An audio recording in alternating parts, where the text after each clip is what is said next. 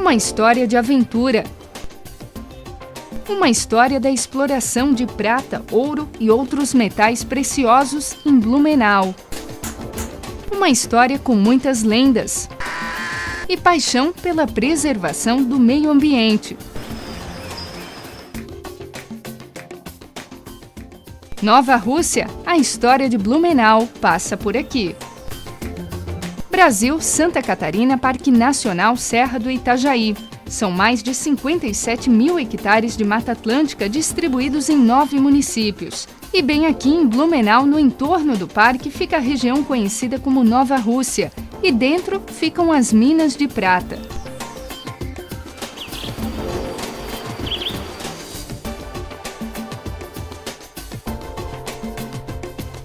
Tão rica quanto a fauna e a flora deste lugar é a história que ele carrega. Em meio à mata, os ribeirões e as rochas, foram encontrados vestígios de metais preciosos, entre eles o ouro e a prata. A exploração dessa região pode ter começado muito antes da vinda de Dr. Blumenau, o fundador da cidade. A Nova Rússia tem um histórico interessante. Começou com as lendárias, hoje eu diria quase que lendárias, minas de prata as minas de prata lá do próprio Ribeirão Garcia, né? Ou o nome acabou ficando Ribeirão Minas de Prata. E as minas de prata, elas já se fala, há quem diga que a região começou a ser explorada por aventureiros já bem antes da colonização do Blumenau propriamente dita, né?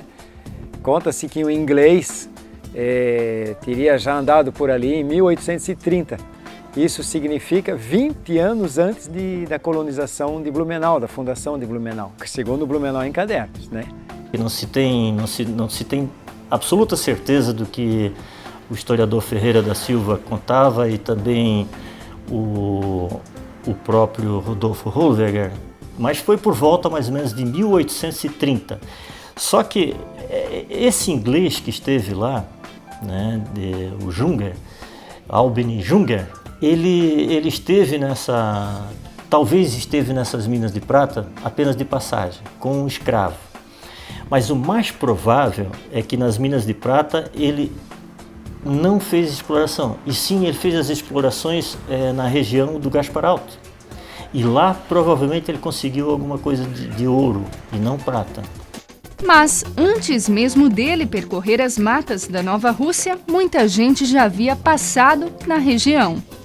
Existe um livro que existe lá no Arquivo Histórico, um livro com os minerais da América do Sul, assim, um livro, um mapa da América do Sul com todos os minerais mapeados. Assim, por exemplo, minas de tal que eu vi lá, de cobre, vamos dizer, que eu vi lá no Chile, tudo isso está mapeado, inclusive a prata da Nova Rússia, né?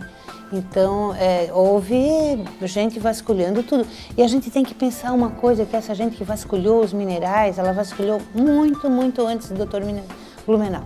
Porque o Dr. Blumenau é 1850, em 1650, 200 anos antes do Dr. Blumenau, quando é destruída a primeira fundação de Desterro, atual Florianópolis, se salva lá fora da destruição, e houve morte e tudo, um filho do Dias Velho, que é o primeiro fundador de Florianópolis, porque ele estava no Vale do Itajaí pesquisando ouro. Segundo relatos históricos, ao chegar no Garcia, Dr. Blumenau encontrou indígenas e outros ocupantes no local.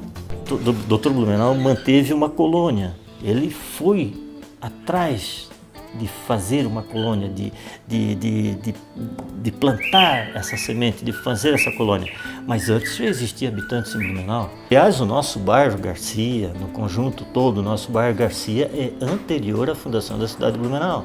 E Dr. Blumenau, na verdade, a gente pode considerar ele como fundador, que também veio a partir de 1846 para o Brasil, em 1848 para Blumenau, e ele já encontrou gente aqui. Ele encontrou os Peters, os Wagner, os Lucas, os Schrams da minha família, os Deschamps. Existem duas formas de análise. Uma inicial com a ocupação. As pessoas elas chegam para ocupar uma área, não necessariamente para morar nela, né, para iniciar a colonização. Elas estão chegando apenas para se alojar e explorar a região, para fins apenas de lucro. né? E enquanto a colonização já é um outro processo, é um processo no qual o grupo se instala no local, colocam suas moradas, instalam uma igreja, um cemitério, toda uma estrutura, né, urbana para tentar se desenvolver nesse local. O Dr. Blumenau não era a favor da mineralogia, não. Ele não era a favor que se viesse fazer pesquisas ou fizesse fazer exploração com os minérios aqui na cidade. Isso é um fato, é verdadeiro. O Dr. Blumenau, na verdade, queria mais uma colônia. E a colônia seria mais uma colônia que seria produtiva mais na parte agrícola. Como também o bairro Garcia começou assim, na parte agrícola. Porém, houve necessidade de crescimento. Então o Dr. Blumenau resolveu expandir e foi para a Alemanha buscar tiares que estavam começando a se modernizar, buscar tiares para produzir outras coisas, não só viver da colônia, e sim viver também como indústria têxtil, por exemplo, que foi forte e é forte até hoje. A Nova Rússia foi colonizada por imigrantes alemães e prussianos, o que provavelmente gerou o nome.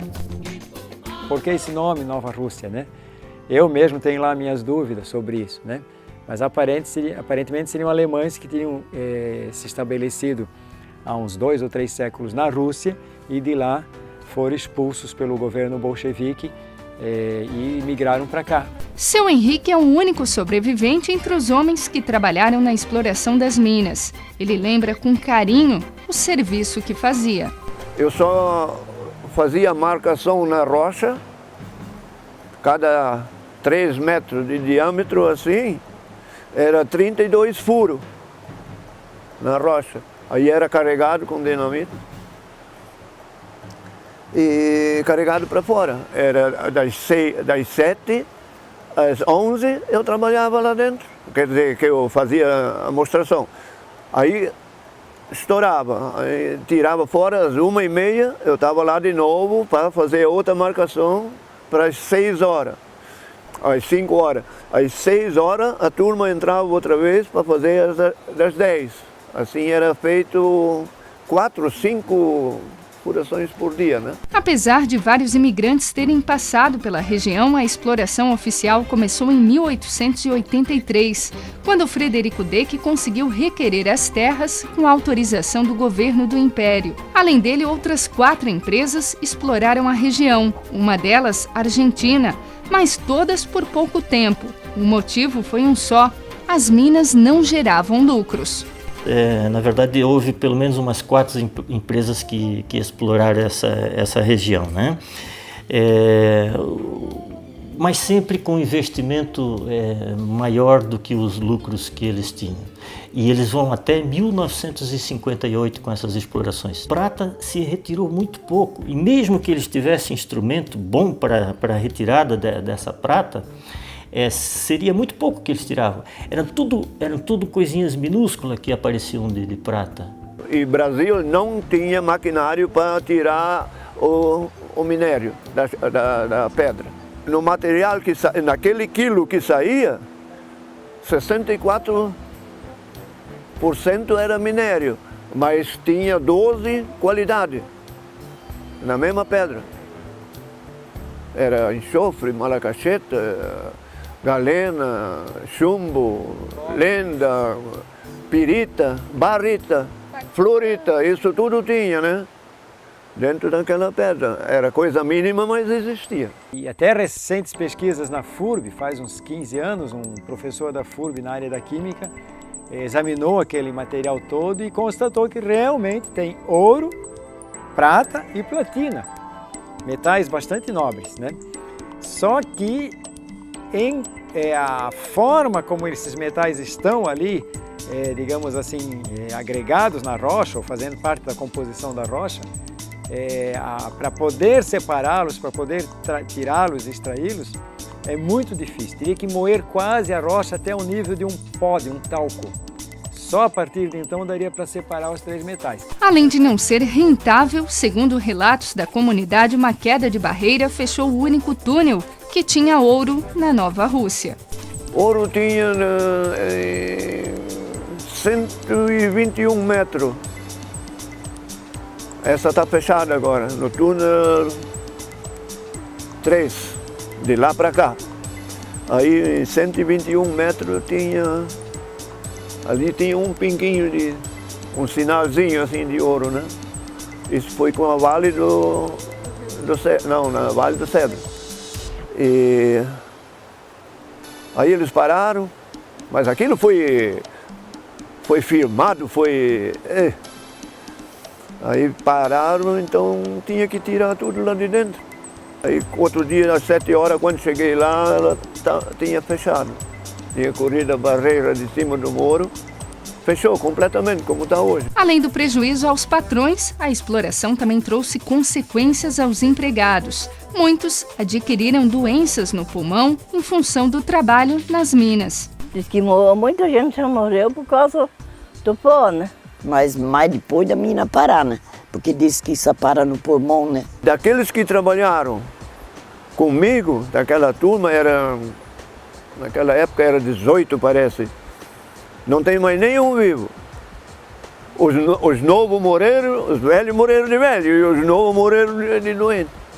Distante do centro de Blumenau, os moradores enfrentavam dificuldades quando alguém ficava doente. Era tudo muito precário, as pessoas basicamente ficavam ali na região, poucos saíam da região porque era muito distante, então para levar a madeira, para levar o que se produzia, né, se tardava 3, 4 horas, né, ou até mais com carro de boi, né, e as pessoas, no caso das mulheres, né, tinham as parteiras, elas eram as encarregadas, né, que a dona Carolina era uma moça que trabalhava, também auxiliava nos partos. Fazia parte já em casa para minhas porcas, as vacas, quando não podia criar, eu ajudava.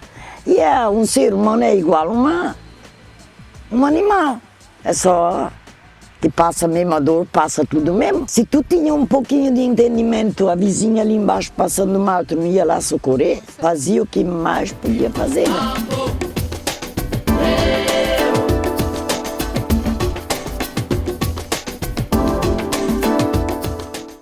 Com o fim da exploração das minas de prata, outras atividades ganharam ainda mais força na região: a exploração de madeira e a caça de animais. O resultado de tudo isso? A depredação de um paraíso ambiental. Sabe o que deu mais lucro nas minas da prata? A caça que dava mais lucro. Lá eles caçavam desde o macuco, a jacupema, a aracuã, caçavam de tudo. Então é assim, os mineradores ganhavam mais lucro caçando, na época, guati, tatu, do que na própria mineração. Tem guati, tinha tatu, tinha paca, tinha veado, tinha de tudo, mas então tudo antigo tinha tanto bicho. Hoje em dia tu quase não vê mais um bicho. Eles matavam tudo, né? Agora não pode mais caçar. Agora o Zaraguão vem aqui na minha casa. Zaraguãozinho. Vem aqui na minha casa para comer. Naquele tempo a caça era liberada, né? E dava para matar bastante caça. E também o palmito era liberado, ele também tirava muito palmito para vender, né? E mais tarde vai ter a segunda fase, que vai ser a retirada da madeira. Eu escuto histórias lá na Nova Rússia, assim, de pessoas que tinham uma propriedade inteira que trocavam por uma carroça para ir embora de lá, porque aquilo lá não queria mais, porque a riqueza tinha ido toda, porque a riqueza era a madeira. E tudo que se vê hoje de árvore na Nova Rússia é floresta secundária, né? Não ficou pedra sobre pedra de floresta lá, né? Preocupada com a devastação do meio ambiente que perdurou anos na região, a empresa industrial Garcia, a primeira empresa de Blumenau e que mais tarde tornou-se Artex, comprou parte da área onde hoje é o Parque Nacional. O objetivo foi transformá-la em um parque ecológico de preservação. Com o advento do uso do maquinário na exploração madeireira, com o trator, né? Aí a exploração das cabeceiras do Garcia começou a se tornar muito agressiva, principalmente no final dos anos 70 e início dos 80, né? Ainda já comecinho, final dos anos 60 também. E com isso a empresa Artex começou a temer pela qualidade de suas águas, a devastação no Garcia começou para valer. E se o desmatamento avançasse muito, nós iríamos ter consequências terríveis aqui para o Garcia. E tivemos. A enxurrada de 61, a enxurrada de 91 foi a mais catastrófica de todas, com 21 mortos aqui no Garcia. muitas casas destruídas, escolas, instalações, empresas, né? E naquela época estava no auge da exploração madeireira e houve muita queda de barreira. Parar com a destruição desenfreada não foi uma tarefa fácil na época. Na época haviam 7 planos de corte de empresas madeireiras atuando aqui nessas matas a todo vapor. Para fiscalizar em Blumenau era quase impossível, porque não tinha estrada para chegar lá.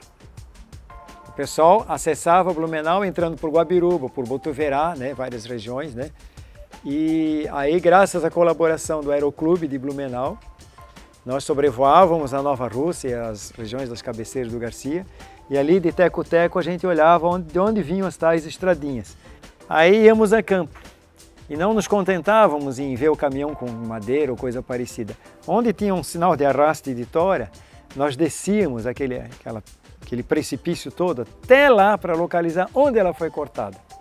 E aí começamos a descobrir que o plano de corte não estava sendo obedecido por ninguém.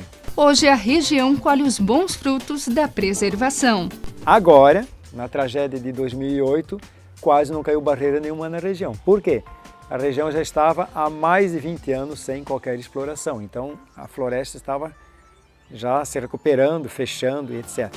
Em Blumenau, o Parque Nacional Serra do Itajaí abriga mais de 5.000 hectares de Mata Atlântica. São mais de 35 quilômetros de trilhas e 25 quilômetros de estradas.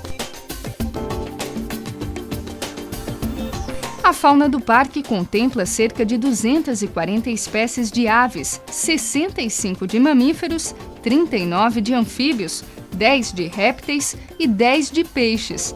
Por entre as matas são mais de 360 espécies de árvores e arbustos, além, é claro, dos túneis, que carregam a história da exploração de ouro, prata e outros metais em plena Blumenau.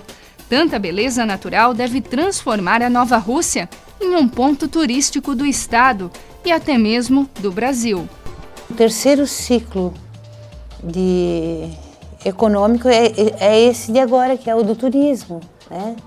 Que vai ser o turismo de fim de semana das pessoas que têm as casas de campo e das pousadas, dos campings. Numa ocasião que eu estava lá acampando, estava estudando lá, na época da Oktoberfest, tinha tantos jovens, tantos, do Rio de Janeiro, de Brasília, de Minas, de tudo quanto era lá do Brasil, acampando lá, porque tinha visto na internet que lá tinha camping.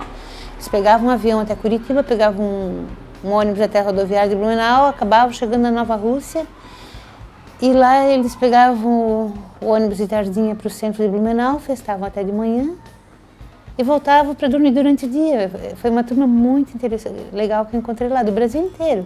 A região da Nova Rússia a região da Nova Rússia, ela tem um atrativo especial, ela tem algum carisma, como é que eu vou dizer, está me faltando a palavra.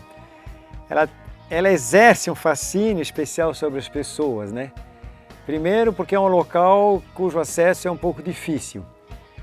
Tem que se atravessar uma cordilheira de montanhas, assim, um vale muito íngreme, um trecho do Ribeirão Garcia em que ele é muito íngreme, tanto que a estrada tem que se afastar bastante do Ribeirão para poder se desviar daqueles precipícios todos. E de repente, uns 2 quilômetros adiante, o vale se abre, né? Como se fosse um paraíso, assim, cercado de montanhas por todos os lados. A região é como se fosse um santuário da biodiversidade, né? Temos ali uma grande amostra do que sobrou da fauna e flora, né? Quando os primeiros colonizadores europeus aqui chegam em 1850, né? Então, preservar a região, além de melhorar a qualidade de vida de toda Blumenau e região de Blumenau, né? Também proporciona um meio de educação no qual as pessoas vão lá na região, aprendem, veem, visualizam como que era a floresta, né? Porque existem trechos de floresta antigos ainda ali na região do Parque Nacional Serra do Itajaí, e se conscientizam na conservação, em preservar aquela região, né? Conservar aquela região para as futuras gerações terem água, terem qualidade no ar, qualidade no clima, né? Menos chuva. Então a região tem um grande papel para a vida humana. É um atrativo, é uma área curiosa, está previsto no plano de manejo do Parque Nacional que seria uma das regiões a serem visitadas em Blumenau. O atrativo maior é realmente percorrer aquelas galerias, né? Não haverá problemas com o IBAMA do ponto de vista de espeleologia, de cuidado com fauna, flora, porque é uma galeria artificial, não é natural, não se trata de uma gruta calcária, nada disso, né?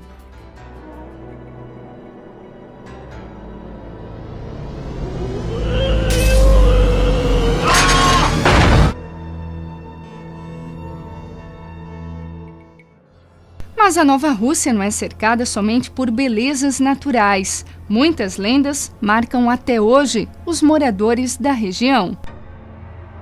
A gente passava naquelas curvas lá de estrada, da estrada, aparecia coisas, né?